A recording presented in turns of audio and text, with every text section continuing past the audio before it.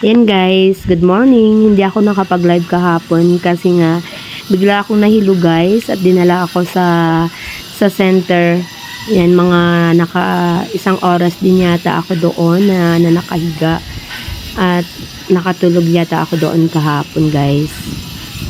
So yan, kaya kahit na medyo masamang pakiramdam, bumangon pa din ako ng maaga guys.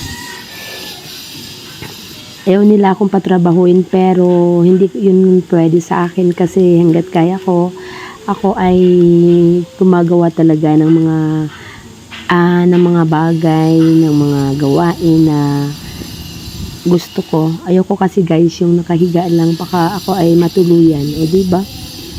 Kaya yan,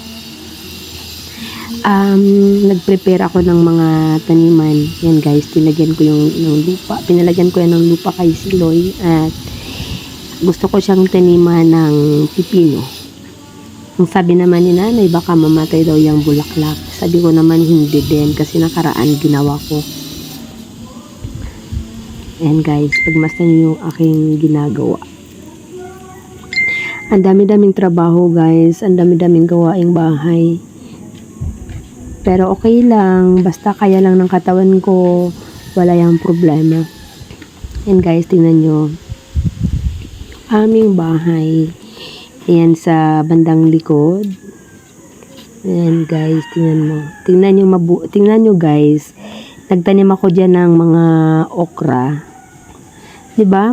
Dapat tuwing hapon lang pwedeng magtanim. Trinay kong magtanim ngayong umaga guys. Kasi nga kahapon hindi ko nagawa. Dahil nga doon tayo sa center. Nagpamanman baya guys. Sobra sigurong karil sa naman ay lo. Ilam lamang. Sabi nila hindi raw kinakain ng unggo yung mga okra. Kaya tinaniman ko yan siya ng okra guys.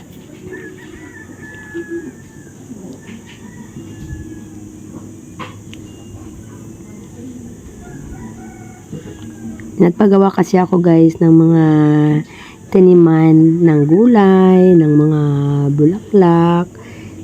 Ayan. Doon sa taas guys, yung may mga tanim ako sa likod ng kalamansi. Ewan ko lang kung mga 3 years na siya. Then, and guys,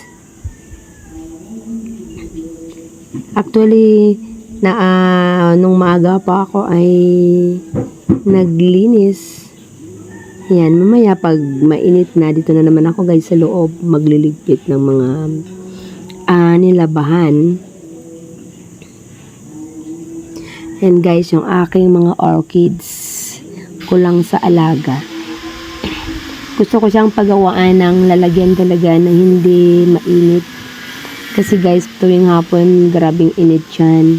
Kaya hindi gumaganda yung aking mga orchids. Awa ng Diyos kapag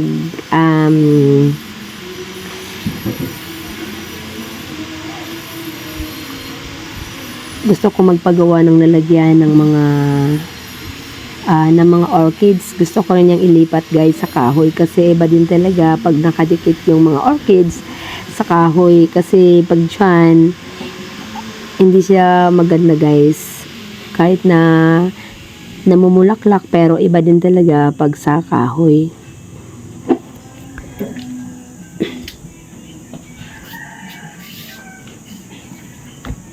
Kanina guys, bago ako nag-start ng gawain, masama talaga yung aking pakiramdam.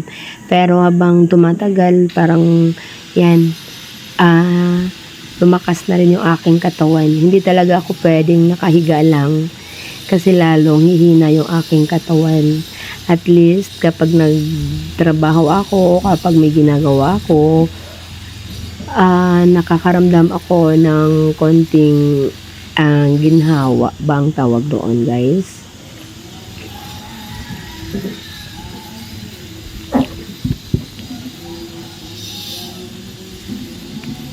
Yan guys yung aming balon. May laman din yan siya. Pero dahil nga tag-init, mga 2 container lang siguro sa umaga ang pwede dyan. pwedeng igibin.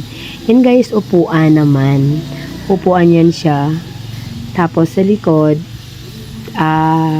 taniman. Sa taniman ko yan ng mga petsay. Pero hindi pa season ngayon, kaya gusto ko siyang taniman guys ng mga sili. Ito guys, maganda talaga kung mayroon kang taniman.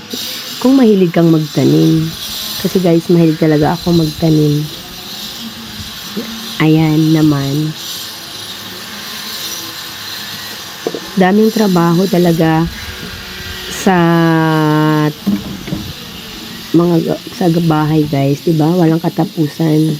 Kaya yung pahinga ko talaga tuwing hapon, pag ako kumanta, ibig sabihin yun ang pahinga ko.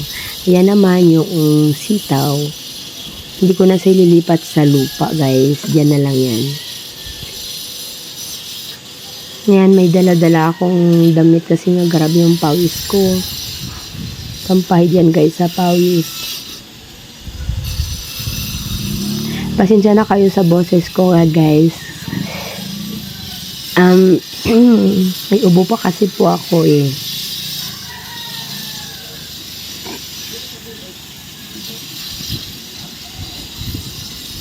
Sana guys, lagi nyo i-follow yung aking FB account. And paki-share din yung mga ayaw naman, pwede nyo akong i-unfollow. Sinasamantala ko guys kasi malapit na yung pasukan. Alam ko pag pasukan na, hindi ko na magagawa yung mga gawain ko, yung gaya ng pagla-live, yung paggawa ng content, yung mga trabaho ko, hindi ko na yan guys magagawa. Siyempre, magpo-focus na naman ako doon sa pagtuturo sa mga bata.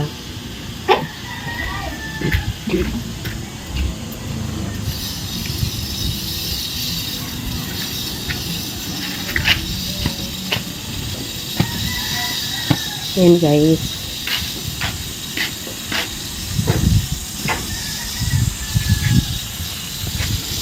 Maraming salamat sa panonood guys. Maraming salamat sa support nyo palagi. Wala si Manuel nagpandagi. Yan guys, yung aking mga bulaklak.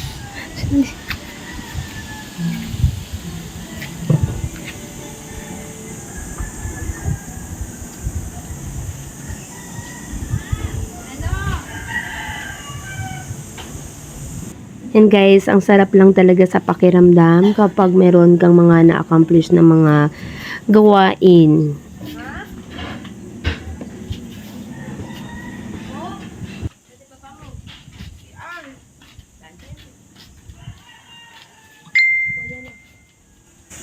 Noong pinapagawa ko yung mga taniman ng mga halaman, ayaw ng mister ko sana, kaya lang syempre wala siyang magagawa kasi nga ako nagpapagawa. Kaya yan guys, doon sa likod, dito din, meron akong mga taniman. Malaking pakinabang guys kasi pag may mga gulay, hindi ka na bibili, nakakatipid ka. Sariwa na, nakakatipid ka pa. Kaya yung payo ko diyan sa mga iba na walang taniman, pwede kayong magtanim sa